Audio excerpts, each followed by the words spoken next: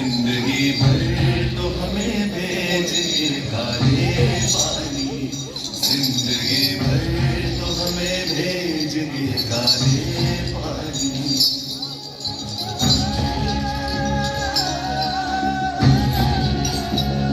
आसमां प्यार ही बाकी था गजब डालने को, लागे गुर्बत में रखा है हमें तड़पाने को।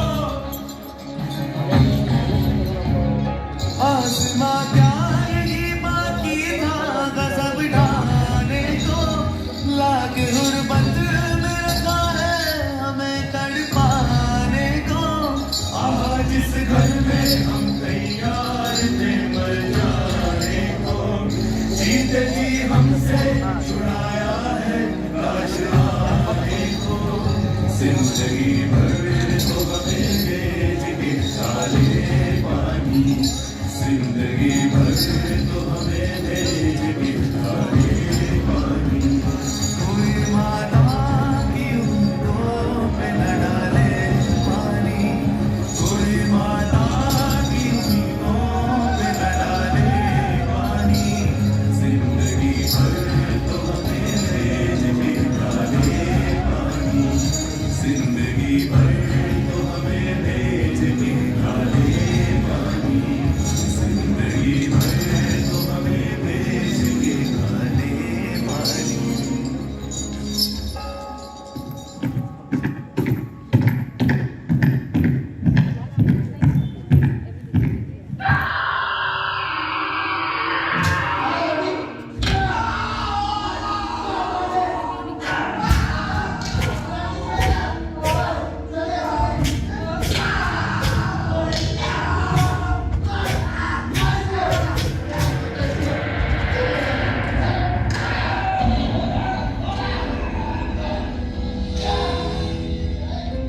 अब भी मौजूद है जुल्मों की निशानी लोगों, दरो दीवार पे लिखी है कहानी लोगों। कहां से शुरू करूं ये कहानी? जुल्मों सितम की ये दास्तां, आजादी के परवानों की वीरता और त्याग की गाथा। मैं जो एक रूह हूं, आत्मा हूं, उन तमाम लोगों की जिन्होंने अपने खून पसीने से, अपने बलिदान से, जान की कुर्बानियों से इस मिट्टी के जर्रे जर्रे को आजादी का तीरथ बना दिया। मैं गवाह हूं उस जुल्म का जो यहां आदम के बेटों ने आदम के बेटों पर बेरहमी से ढाई।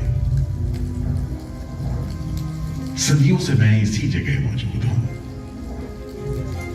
मेरे सीने में दफन है वो सारी कहानियां जिन्होंने इन हरे भरे खूबसूरत टापुओं को वो खौफनाक नाम दिया, काला पानी।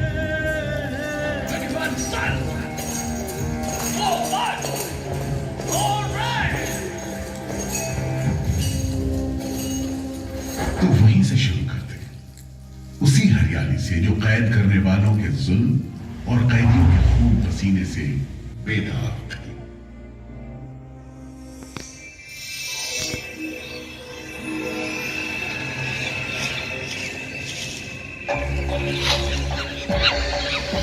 कहते हैं अंडमान द्वीप समूह का नाम रामायण के प्रतापी वानर देवता अंडमान यानी हनुमान के नाम पर रखा गया। पुराने जमाने से ये कहानी चली आती है कि जब राम ने लंका पर चढ़ाई करने की योजना बनाई थी तो पहले इन्हीं टापुओं से धावा मारने की सोची थी, लेकिन बाद में इरादा बदलकर धनुष कोटि से हमला किया। इतिहास और पुराण में अंडमान द्वीप समूह इसी सिलसिले में याद किया जाता रहा है। उधर दूसरी शताब्दी के रोमन भूगोल शास्त्री टॉलमी ने इन टापुओं को दुनिया के पहले नक्शे में जगह दी और नाम रखा एग्डिमोन, एक ग्रीक गॉड एगेमेम्नॉन के नाम पर, जो भाग्य का प्रतीक है। इन टापुओं की तरफ लोगों का आना शुरू हुआ। धर्म प्रचारक, लुटेरे, बागी, मल्ला, किस्मत आजमाने को निकले जहाजी, हर तरह के लोग यहां आते रहे। 18वीं सदी के अंत में ईस्ट इंडिया कंपनी ने इन टापुओं पर एक बस्ती कायम करने की कोशिश की और यहां लेफ्टिनेंट आर्चिबाल्ड ब्लेयर को भेजा। मगर ये कोशिश नाकाम रही और अगले 60-70 बरस तक किसी ने इन डाकुओं की सुध नहीं ली।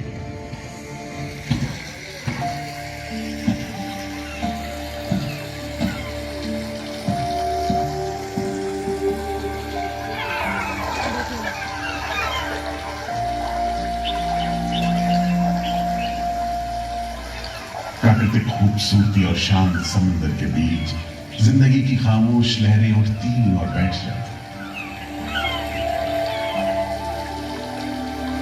उगते सूरज के साथ पक्षी जागते और डूबते सूरज के साथ इन टापुओं पर जिंदगी सुकून से सो जाती। कि तभी भारत का पहला स्वाधीनता संग्राम यानी 1857 की आजादी की लड़ाई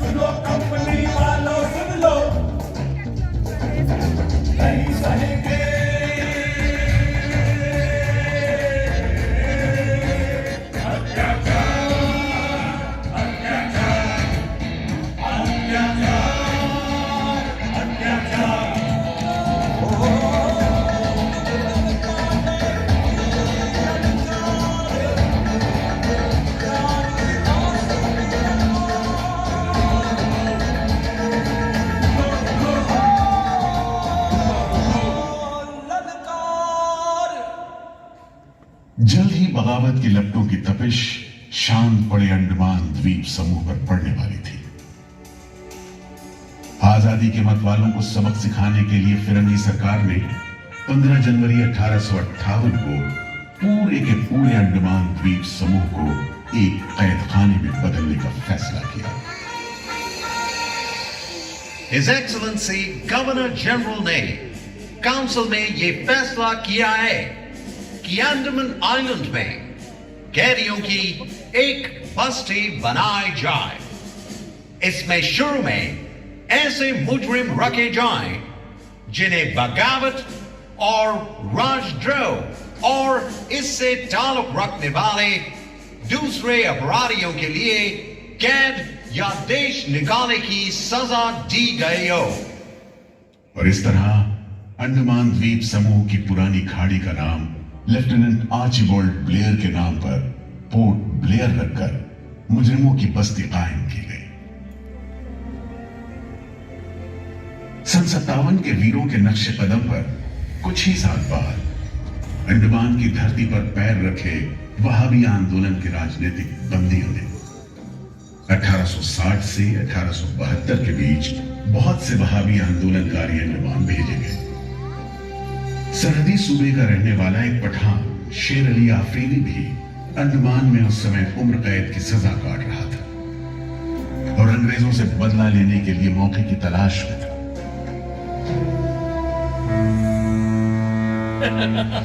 क्यों है शेर अली, तुम इस भीड़ भाड़ में कैसे?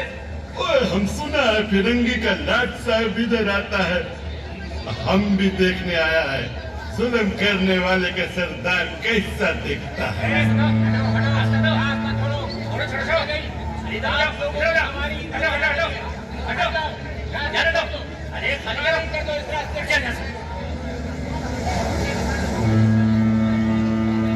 अरे देखो देखो, आ गए लाट साहब, अंग्रेज बहादुर आ गए।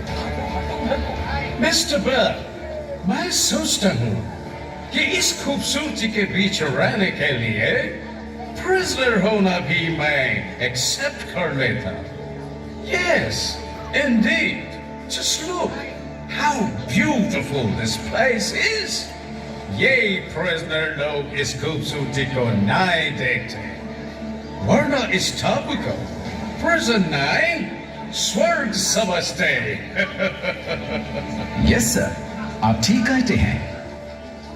इधर आइए प्लीज। हम तुमको खत्म कर देगा फिरंगी जालिम। कैदियों के साथ तुम लोग जो हैवानी सलूक करता है, हम बर्दाश्त नहीं करेगा। पकड़ो इसको। अरे ये शेर अली है, सजा याफ्ता कैदी, सजा में रियायत पाकर नाई की दुकान चलाता है। जैसा कि होना था, शेर अली को फांसी हो गई।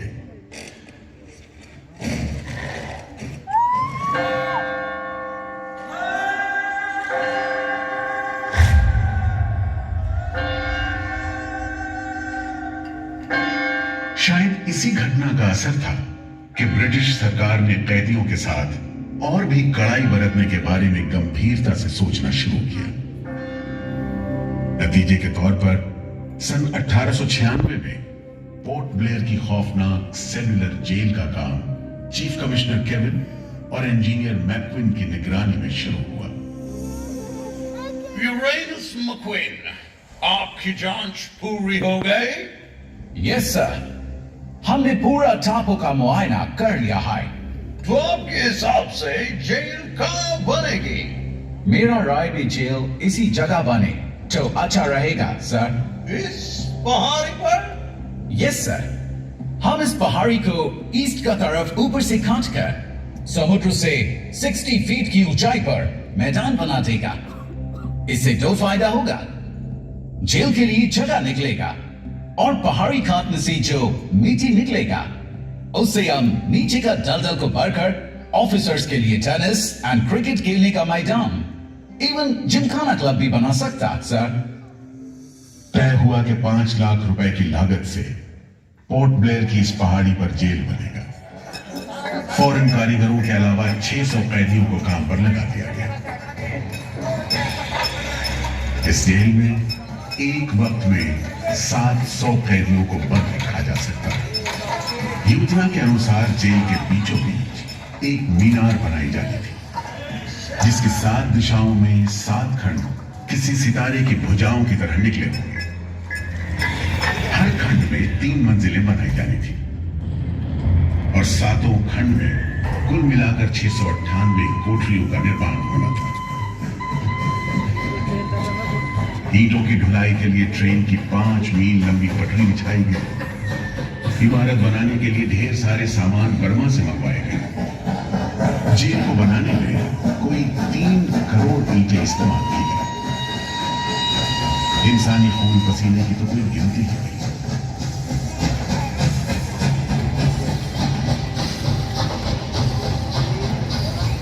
सुबह, दोपहर, शाम, रात कोड़े चलते रहे और काम होता रहा। दीवारें उठनी शुरू हुई। आखिरकार 10 साल बाद सन 1906 में यह विशालकाय जेल तैयार हुआ और यहीं से अंडमान के इतिहास का सबसे काला दौर शुरू हुआ।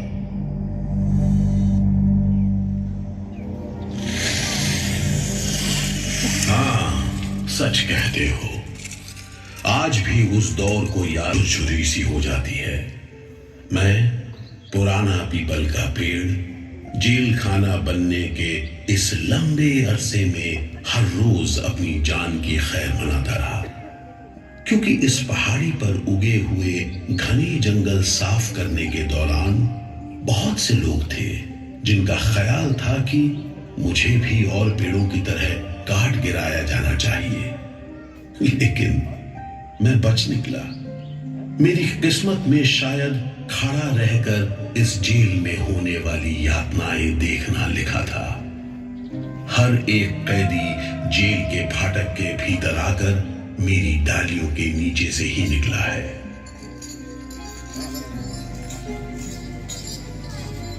जैसे जैसे अंग्रेजी शासन के खिलाफ आजादी की मांग तेज हुई, ब्रिटिश सरकार ने सेलुलर जेल के फाटक हर छोटी बड़ी बात के लिए खोलने शुरू कर दिए।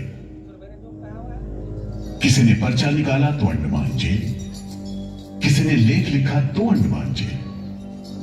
लेकिन जब आजादी की लौ दिल में जल रही हो तो लोगों को कब तक रोका जा सकता है? 20वीं सदी शुरू हो, फिरंगी सरकार के खिलाफ जंग में तेजी आ गई।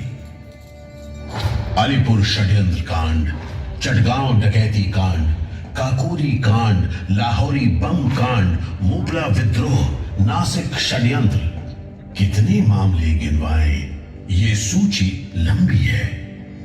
लिहाजा एक नए किस्म के अभियुक्तों ने अंडमान की सेलुलर जेल में कदम रखा। ये नई किस्म थी क्रांतिकारियों की। क्या शानदार लोग थे, मस्ती में झूमते, गीत गाते जेल में कदम रख रहे थे, मानो जेल नहीं मंदिर जा रहे हो। आजादी के ये परवाने देश के कोने कोने से आए थे। सरफरोशी की तमन्ना अब हमारे दिल में है, देखना है जोर कितना बाजुए कातिल में है। वक्त आने दे, बता देंगे तुझे आसमां, हम अभी से क्या बताएं, क्या हमारे दिल में है। सोहन सिंह भकना हाजिर। मोतीलाल वर्मा हाजिर। पंडित परमानंद शास्त्री हाजिर है। बटुकेश्वर दत्त हाजिर। सचिंद्र नाथ सान्याल हाजिर। उल्लासकर दत्त हाजिर। पृथ्वी सिंह आजाद, पृथ्वी सिंह आजाद हाजिर। हर आदमी के दिल में स्वाधीनता की लौ जल रही थी। इस जोत को बुझाने का काम ब्रिटिश सरकार ने जिस अफसर को सौंपा वो था सेलुलर जेल का जेलर डेविड बेरी।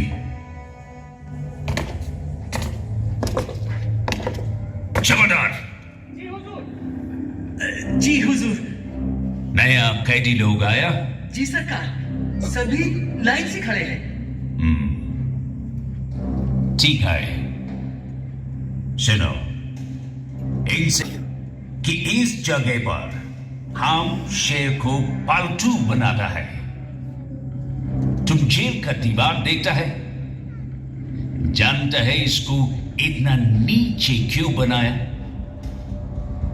इधर से कोई भागने को नहीं सकता। यह सब तरफ 1000 माइल्स तक पानी है और ऊपर खुदा है, और तुम हमको देखता है?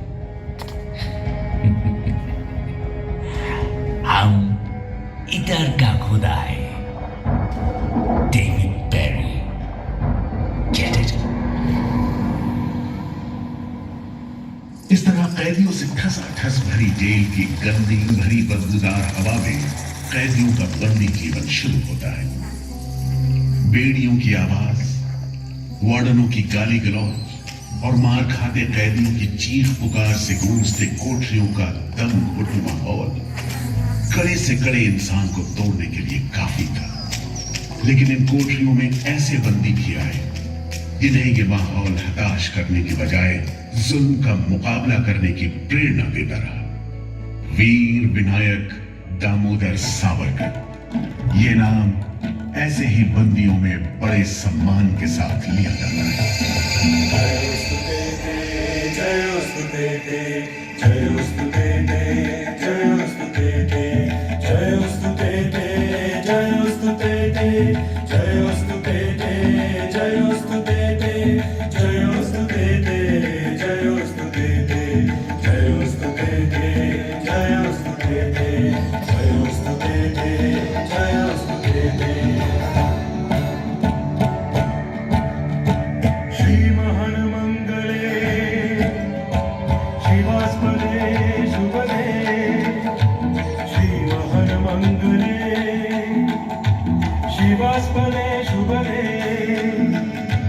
स्वतंत्रते भगवती मामहं यशोदां वन्दे। जयोस्तु ते, जयोस्तु ते, जयोस्तु ते, जयोस्तु ते।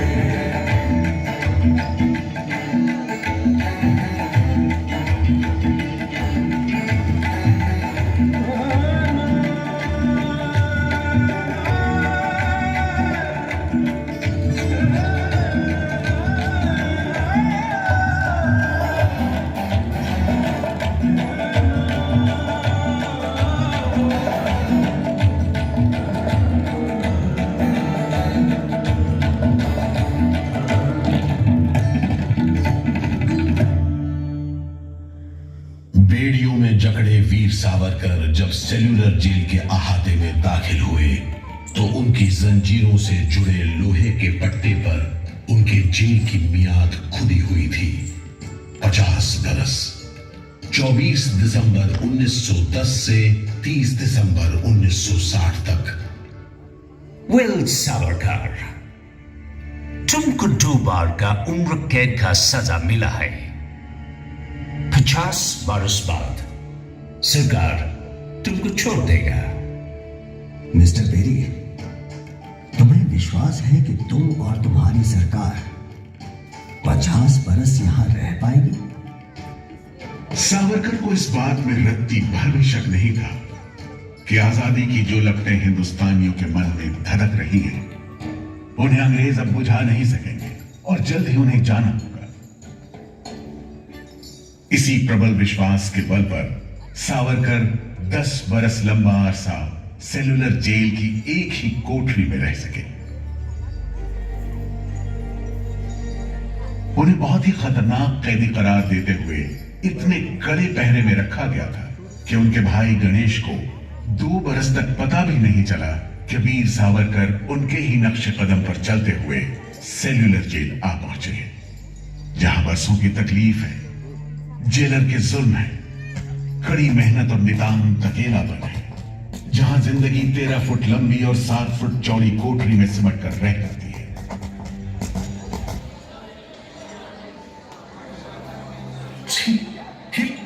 ये कैसा रत्ती खाना है? चावल में कंकड़ है, सब्जी में रेत है और दाल में कीड़े। खाना क्या है? घास फूस है। बर्तन भी देखो कैसे टूटे फूटे, जंग से लाल और तेल से जुड़े हुए। सबसे ज्यादा कमी तो पानी की है। आज सुबह जब मैंने पानी मांगा, जमादार बोला दिन में 2 बार मिलेगा बस। अरे पीने लायक होता तो बात कहाँ यहाँ, इतनी बास मारता है कि नाक बंद करके पीना पड़ता है। इस खाने को कैसे खा सकते हैं? कैदियों को गाली देना या पीटना मामूली बात थी, चाहे वो खा रहे हों या काम कर रहे हों। और काम न सिर्फ मुश्किल था बल्कि उसका कोटा भी तय था। 7 में से 4 खंडों की कोठरियों में तेल निकालने के उपकरण लगे थे।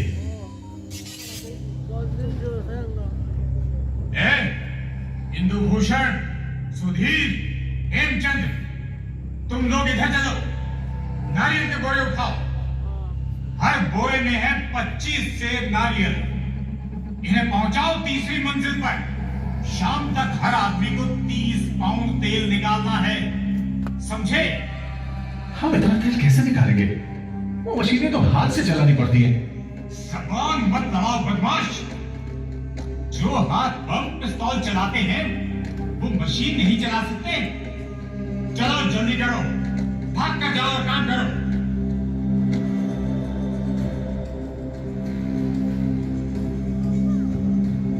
मेरा बात ध्यान से सुनो। जो आदमी काम नहीं करे उसको पेट लगाओ, समझा? सजा दो, कोई छूट नहीं दो, कोटा पूरा कराओ। लेकिन तमाम मारपीट और गाली गलौज के बावजूद यदि कैदी काम पूरा न कर पाते, तब जो सजा मिलती वो किसी की भी हिम्मत तोड़ने के लिए काफी थी। जमादार, जी हुजूर, इसको 2 दिन तक टाट का वर्दी पहनाओ। कल से इसका गाना बंद। जी, सिर्फ 2 का खंजी दो। जी हुजूर, ये पहला बार काम नहीं पूरा किया। जी, इस वास्ते इसको 1 हफ्ता हथकड़ी में रखो। जी हुजूर। ये बागी का बच्चा है, इसको बेड़ी डालो, इसको भी बेड़ी डालो 6 महीने तक। जी हुजूर। तुम अब तक 5 बार काम का कोटा पूरा नहीं किया, हम तुमको इस बदमाशी का मजा चखाएगा। जमादार, जी हुजूर, इसको तन्हाई में रखो। जी, सॉलिटरी कन्फाइनमेंट। जी, कोठरी में काम दो। जी, और इसको पेट लगाओ। जी, और मारो, और मारो। नारे बोलेगा, बोल नारे, बोल बोल नारे, बोल बोल नारे, जितनी ताकत है बोल नारे।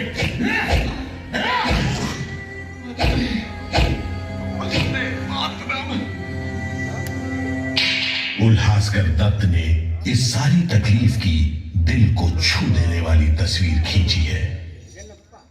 हमारे गांव में तेल के लिए कोल्हू में बैल जोते जाते हैं, वो भी दिन में 10 से 12 सेर से ज्यादा तेल नहीं निकाल पाते। जेल में मुझे 2 और कैदियों के साथ बैल की जगह जोत दिया जाता था और हमें शाम तक 1 मन नारियल का तेल निकालने का काम सौंपा जाता। जमादार हमें दौड़ने पर मजबूर करते और रफ्तार धीमी होने पर कोड़े मारते।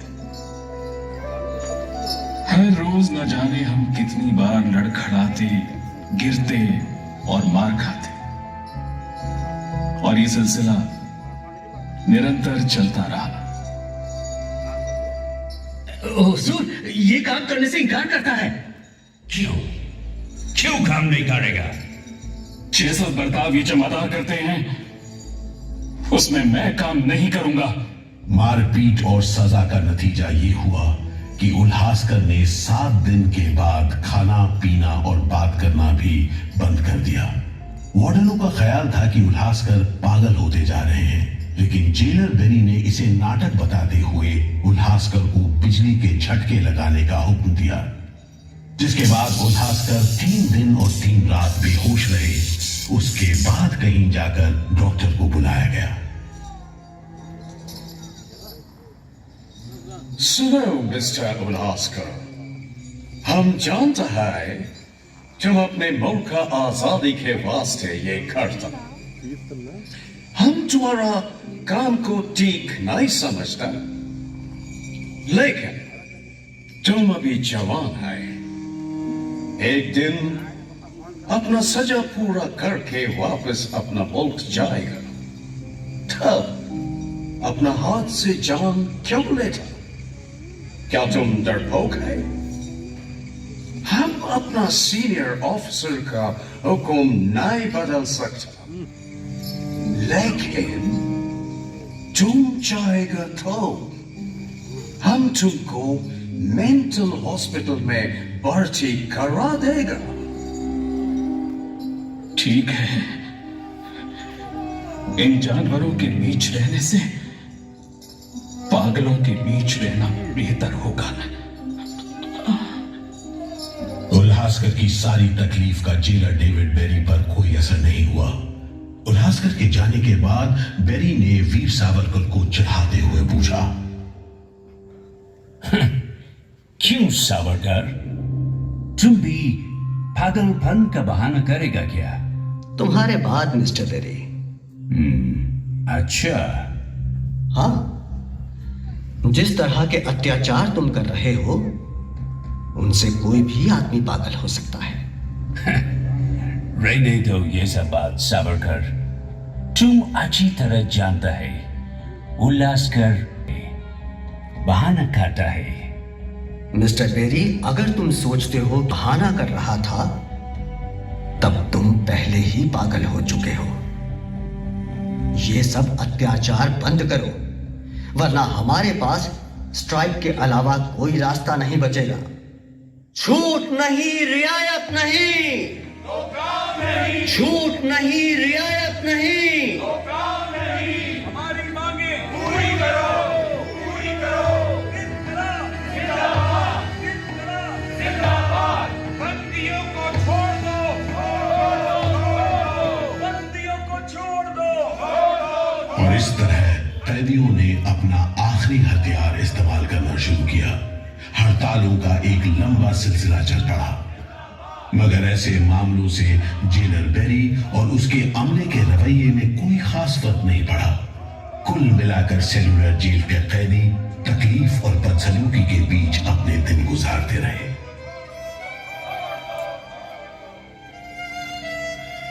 मगर एक सुख का स्मरण ना करना नाइंसाफी होगी।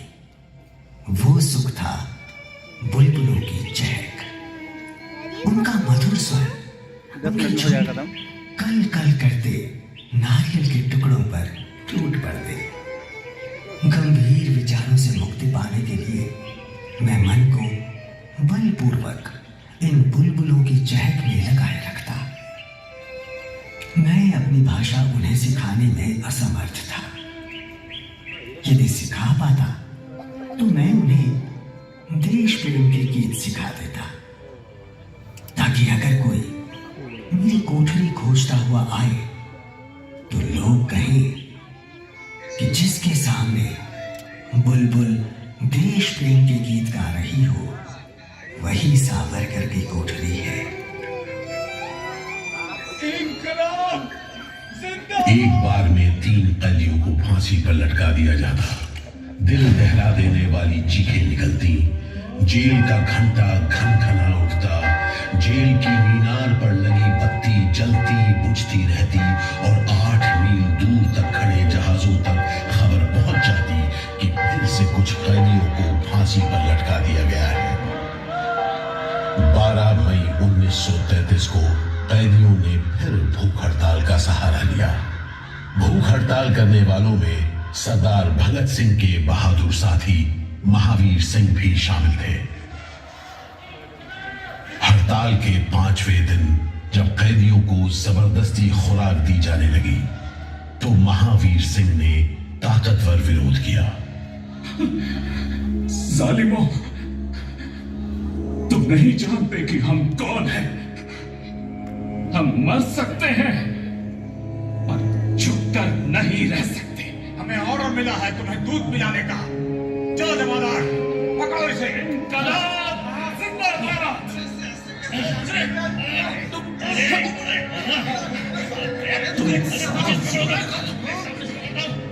हम जबरदस्ती नहीं सहेंगे।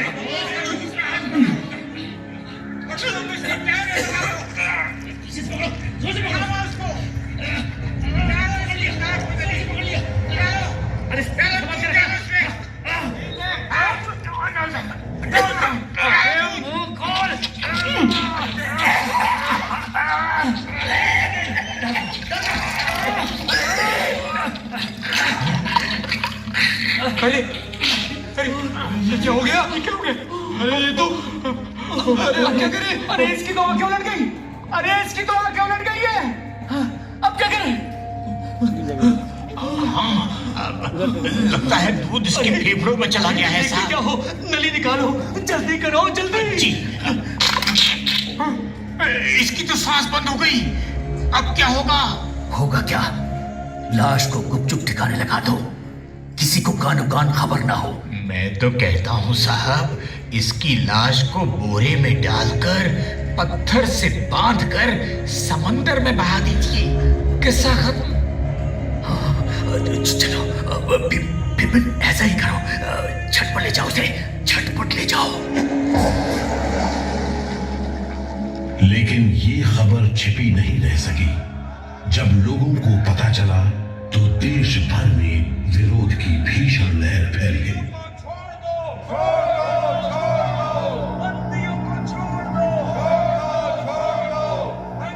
और फिर 45 दिन बाद 26 जून 1933 को जेल अधिकारियों ने हथियार डाल दिए। लेकिन देश अभी भी गुलामी की जंजीरों में जकड़ा हुआ था। इन्हीं हालात में सन 1937 के संवैधानिक सुधार लागू किए गए और कांग्रेस ने अनेक प्रांतों में मंत्रिमंडल कायम किए। स्वाधीनता की तरफ बढ़ते कदमों में तेजी लाने के लिए अंडमान के सेलुलर जेल के बंदियों ने भी आवाज बुलंद की।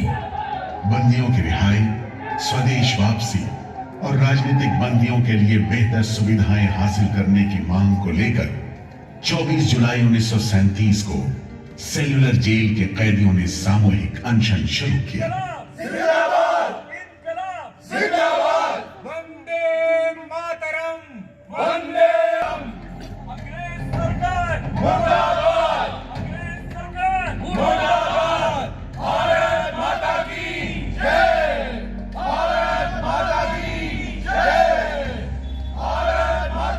इस भूख हड़ताल का असर पूरे देश पर पड़ा। जगह जगह कैदियों के समर्थन में आंदोलन होने लगे। सारे देश के राजनीतिक बंदियों ने अनशन शुरू कर दिया।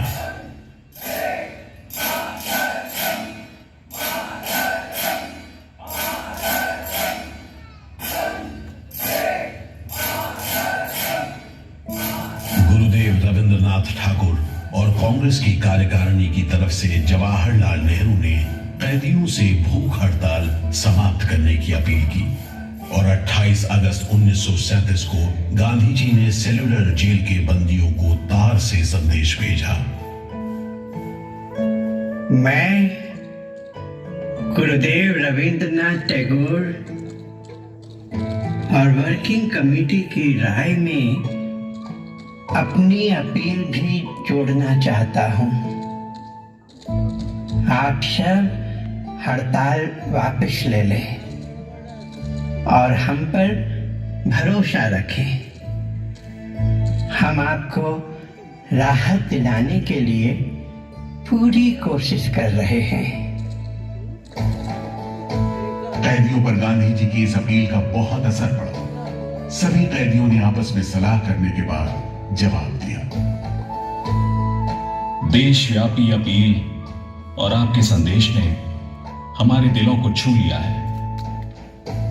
हम इस भरोसे पर भूख हड़ताल मुलतवी कर रहे हैं कि सारे देश ने हमारी मांगों और हमारे उद्देश्य को अपना बना लिया है।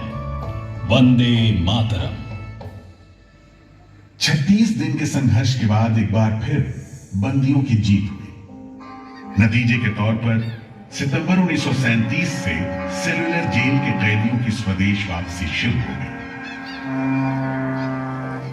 आखिरी जत्था जनवरी 1938 में रवाना हुआ और 80 साल बाद सेलुलर जेल राजनीतिक बंदियों से खाली हो गई और अंडमान द्वीप समूह के इतिहास का एक तकलीफदेह दौर खत्म हो गया।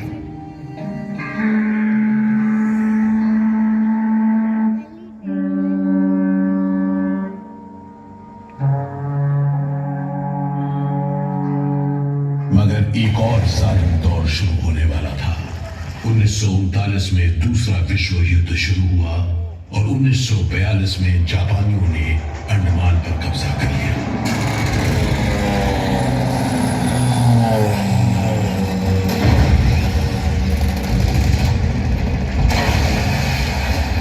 हालांकि अंडमान पर जापानियों का कब्जा सिर्फ 3 साल रहा, लेकिन इस अरसे में भी उन्होंने काफी जुल्म किया।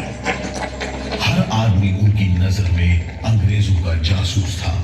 हर रोज खेतों से, दूर दराज के गांव देहात से दसियों लोग पकड़े जाते और मौत के घाट उतार दिए जाते। बहुत से लोग तो खाने की कमी के कारण जहाज पर लाद कर दूर समंदर में फेंक दिए जाते।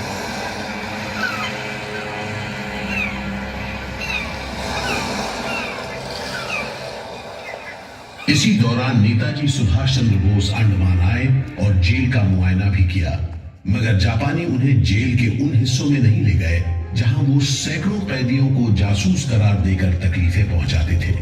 अपनी छोटी सी अंडमान यात्रा के दौरान नेताजी ने तिरंगा भी फहराया।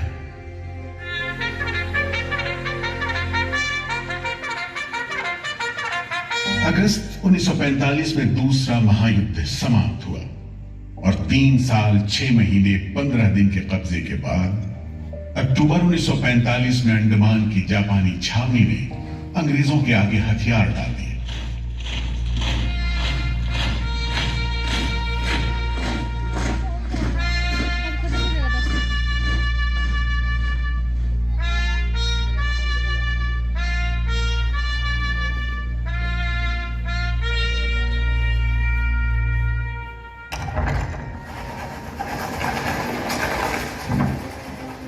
सेलुलर जेल के फाटक एक बार फिर खुले और कैदियों को रिहा कर दिया गया।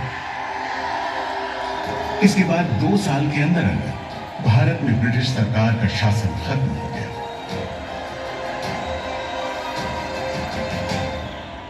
अंडमान द्वीप समूह अब काला पानी के खौफनाक नाम से नहीं जाना जाता, लेकिन ये सारी तकलीफें जो आजादी के प्रेमियों ने यहां झेली, वो सारी कुर्बानियां जो देशभक्त वीरों ने यहां दी, आज भी देशवासियों के दिलो दिमाग पर छपी हुई है। इसीलिए अंडमान के भूतपूर्व राजनीतिक बंदियों के भातृत्व मंडल की इच्छा को स्वीकार करते हुए भारत सरकार ने 30 अप्रैल 1969 को घोषणा की कि सेलुलर जेल को राष्ट्रीय स्मारक के रूप में सुरक्षित रखा जाएगा। भारत की आजादी के दीवानों ने जो अमानवीय यातनाएं इस कारागार में सही, ताकि भारतवर्ष आजादी की उन्मुक्त हवाओं में सांस ले सके, उन बलिदानों को आने वाली पीढ़ियां भूल नहीं पाएंगी।